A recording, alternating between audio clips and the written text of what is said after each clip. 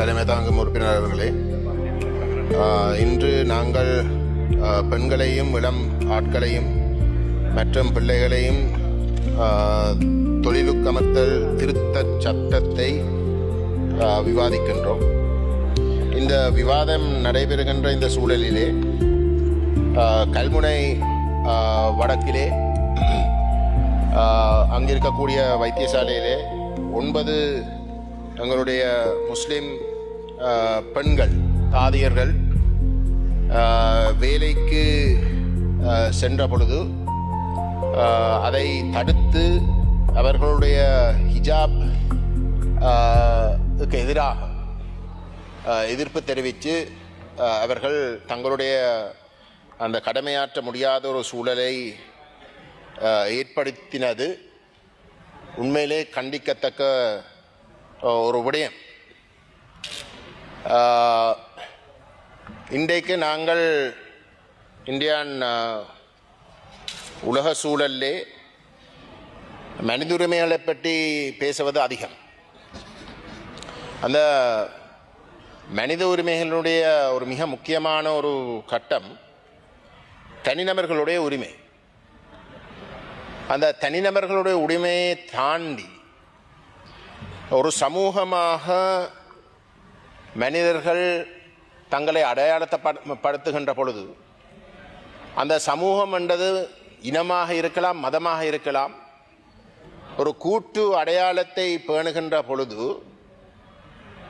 அந்த அடையாளத்தை மதிக்க வேண்டியது உலகமறிந்த மனித உரிமையினுடைய அடிப்படை பண்பு.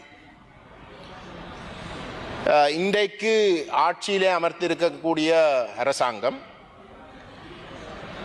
பரவலாக எங்களுடைய வடகிழக்கு பிரதேசத்துக்கு செல்லுகின்ற பொழுது கூறுகின்ற விடயம் என்னென்றால், தாங்கள் தான் இனவாதிகள் அல்ல.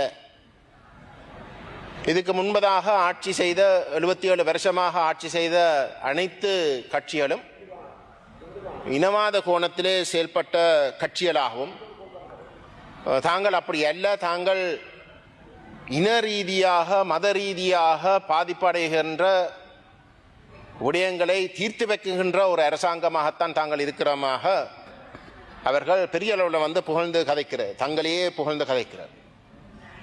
அப்படிப்பட்ட ஒரு சூழலில் எனக்கு அறிஞ்சத்தக்கதாக கடந்த 2 வாரங்களாக இந்த முஸ்லீம் 9 சகோதரர்களுடைய இந்த பிரச்சனை பேசப்படுகின்ற பொழுது அதுக்கு நேரடியாக தலையிட வேண்டிய பொறுப்பு இந்த அரசாங்கத்துக்கு இருக்கு. என்னடா அரசாங்கத்துடைய ஒரு சுற்றுச்சூழல் சர்க்குலர் ஊடாக கட்டுப்படுத்தின இல்லாட்டி ஒரு சில பழைய விதிமுறைகளை சுட்டிக்காட்டித்தான் இந்த பிரச்சனை கிளப்பப்பட்டிருக்கின்றது. அவ்வகையிலே ஒரு அநீதி மிக வெளிப்படையாக ஒரு சமூகத்துக்கும் நபர்களுக்கும், அந்த சமூகத்தை சார்ந்த நபர்களுக்கும் ஒரு அநீதி நடைபெறுகின்ற பொழுது அந்த இடத்துல அரசாங்கத்துக்கு இருக்கக்கூடிய மிக முக்கியமான கடப்பாடு தலையிடுவது. ஏதோ ஒரு சர்க்குலர் கடந்த காலங்களில் நிறைவேற்றினதை காட்டிக்கொண்டு அந்த அநீதியை தொடர விடுறதல்ல, உடனடியாக தலையிட்டு ஒன்றில் அந்த சர்க்குலரை இரவிரவாக மாற்றுறது. ஆக குறைஞ்ச அளவுக்கு அந்த குறிப்பிட்ட பிரச்சனை தொடர்பாக அந்த அமைச்சு, சுகாதார அமைச்சோ ஒரு குறிப்பிட்ட அமைச்சு அதை தெளிவுபடுத்த வேண்டிய ஒரு பொறுப்பு இருக்கின்றது. அது அவசரமாக செய்ய வேண்டிய ஒரு விஷயம். இன்றைக்கு நாங்கள் கேள்விப்படுகின்றோம், அந்த பிரச்சனை கிளப்பப்பட்டு இந்த ரெகுலேஷன்ஸை காட்டின இடத்திலே அவர்கள் அஷ்ரஃப் வைத்தியசாலைக்கு அவர்கள் மாற்றி அமைச்சிருக்கிறார்கள். உண்மையின்படி எனக்கு இதுதான் விளங்க இல்லை. அந்த விதிமுறைகளை காட்டுறதாக இருந்தால் அந்த அஷ்ரஃப் வைத்தியசாலையில் கூட அவர்கள் வேலை செய்ய முடியாது. அந்த ஆடையை அணிந்த அந்த வைத்தியசாலையில கூட வேலை செய்ய முடியாது. அந்த அளவு தூரத்துக்கு ஒரு முட்டாள்தனமான ஒரு இனவாத ஒரு அறிக்கையாத்தானே அது இருக்கு. ஆகவே இந்த அரசாங்கம் ஏதோ ஒரு பழைய ஒரு ரெகுலேஷன் ஒன்றை காட்டி தட்டி கழிக்கிற வேலை, மோத விடுற சமூகங்களை வந்து மோத வைக்கிறதுக்குரிய ஒரு வேலையாக நாங்கள் சந்தேகிக்கிறோம்.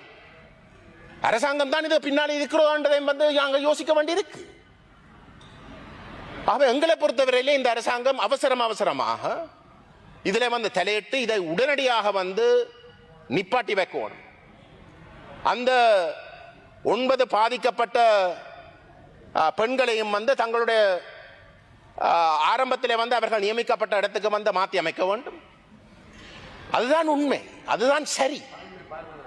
நாகரிகமான ஒரு உலகத்திலே ஒரு அரசு செய்ய வேண்டிய கடமை அதுதான். அதை தட்டி கழித்து ஏதோ எதிர்காலத்தில் வந்து நாங்கள் அதை திருத்துவோம் என்று சொல்லி அதை இன்னும் பிரச்சனையாக்குறதுக்கும் வேணுமென்று வந்து குழுவி வைக்கிறதுக்கு விரும்புகின்ற தரப்புகளுக்கு தீனி போடுகின்ற வகையிலே செயல்படுவது வந்து பொருத்தமற்ற ஒரு செயல். இன்னும் ஒன்றை நான் தெளிவாக சொல்ல வேண்டும். தமிழ் மக்கள் குழம்பவில்லை.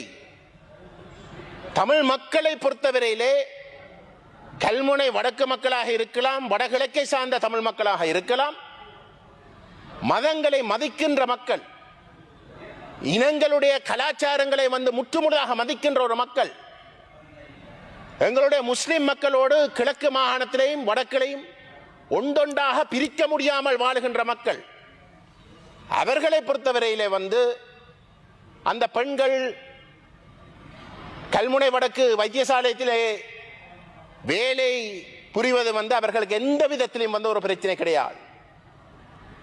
ஆகவே இங்கே ஒரு பெரிய மக்களுக்கு இடையிலான பிரச்சனை கிடையாது. திட்டமிட்ட வகையிலே குழப்பத்தை ஏற்படுத்த விரும்புகின்ற தரப்புகள் எடுக்கிற முயற்சியை நாங்கள் இனங்கண்டு அதை உடனடியாக நிப்பாட்ட வேண்டும். கடமை இருக்கின்றது இந்த அரசாங்கத்துக்கு. இன்றைக்காவது நாங்கள் இந்த வேலை வாய்ப்பு சம்பந்தமாக, அதுவும் பெண்கள் சிறுவர்கள் தொடர்பாக, இளைஞர்கள் தொடர்பாக நாங்கள் விவாதிக்கின்ற இந்த சட்டம் விவாதிக்கப்படுகின்ற இந்த சந்தர்ப்பத்திலேயாவது இந்த கல்முனை வடக்கு விடயத்தை தெளிவுபடுத்தி அதுக்கு ஒரு முற்றுப்புள்ளி வைக்கிறது. அரசாங்கம் வந்து கொள்கையில வந்து ஹிஜாபை அணிந்து வேலைக்கு போவதிலே எந்த விதமான தடையும் இல்லை என்ற ஒரு கொள்கை பிரகடனத்தை வந்து அறிவிக்க வேண்டிய பொறுப்பு இந்த அரசாங்கத்திலே விசேஷமாக இருக்கு. கௌரவ தலைமை அடுத்ததாக நான் எங்களுடைய முஸ்லிம் சகோதரர்களிடம் தயவுடன் கேட்டுக்கொள்கின்றேன். இந்த முரண்பாடுகளை நாங்கள் எந்த அளவுக்கு தவிர்க்க வேண்டும் என்று சொன்னால் எங்களுடைய முஸ்லிம் சகோதரர்களையும் வந்து சற்று யோசிக்க வேணும்.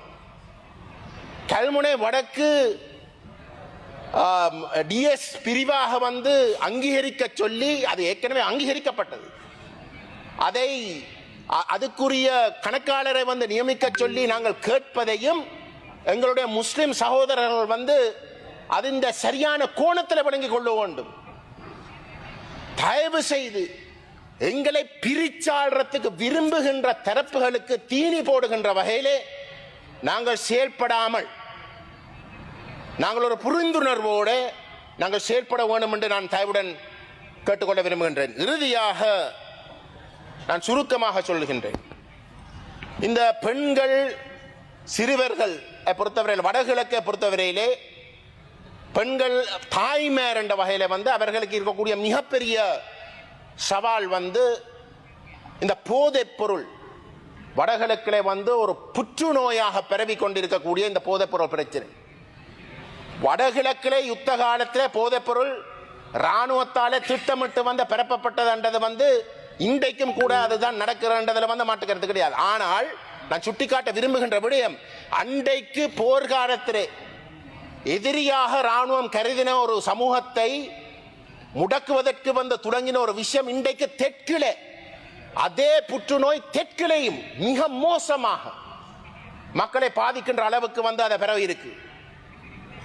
இன்றைக்கு வடகிழக்கிலே வந்து போதையாலே வந்து பாதிக்கப்படுற மக்கள் புனர்வாழ்வு என்று சொல்லி போட்டு ரீஹபிலிட்டேஷன் சென்டர்ஸுக்கு வந்து அனுப்புறது ஒரு தீர்வு அல்ல. சிறைக்கு அனுப்பின இடத்துல வந்து அவர்கள் சிறையில வந்து இன்னும் කාලය மோசமா, අවසන් ගරු මන්ත්‍රීතුමා කාලය இன்னும் අවසන්. தவறான ஒரு வழியில போறதுக்கு தான் இந்த சிஸ்டம் வந்து உதவி செய்யுது. நீங்கள் ரீஹபிலிட்டேஷனுக்கு அனுப்பினால் வந்து ரீஹபிலிட்டேஷன்ல இருந்து அவர்கள் அந்த அந்த பாதிப்புல இருந்து அவர்கள் திருந்துறது கிடையாது, அவர்கள் மீள்றது கிடையாது. தற்காலிகமாக அவர்கள் அந்த இடத்துல இருந்து காலத்தை கழிஞ்சு போட்டு காலை வெளியில வந்து அவசரம் அதுக்கு காரணமா? அடுத்த கட்டமாக வந்து செயல்படுகின்ற அவசரம் ஒரு மோசமான ஒரு நிலைமை தான் நாங்கள் காண்கின்றோம். ஆகவே இந்த அரசாங்கம் பெண்கள், சிறுவர்கள், இளைஞர்களை பற்றி உண்மையிலே யோசிக்கின்ற இந்த இடத்திலே அப்படியாக இருந்தால் இந்த விடயங்களையும் சேர்த்து கவனத்தில் எடுத்தால் மட்டும்தான் உண்மையிலே வந்து இந்த வேலை வாய்ப்பு என்றது ஒரு அர்த்தபூர்வமான ஒரு விடயமாக இருக்கும் என்பதையும் நான் சுட்டிக்காட்ட விரும்புகின்றேன். ස්තුතියි ගරු මන්ත්‍රීතුමනි.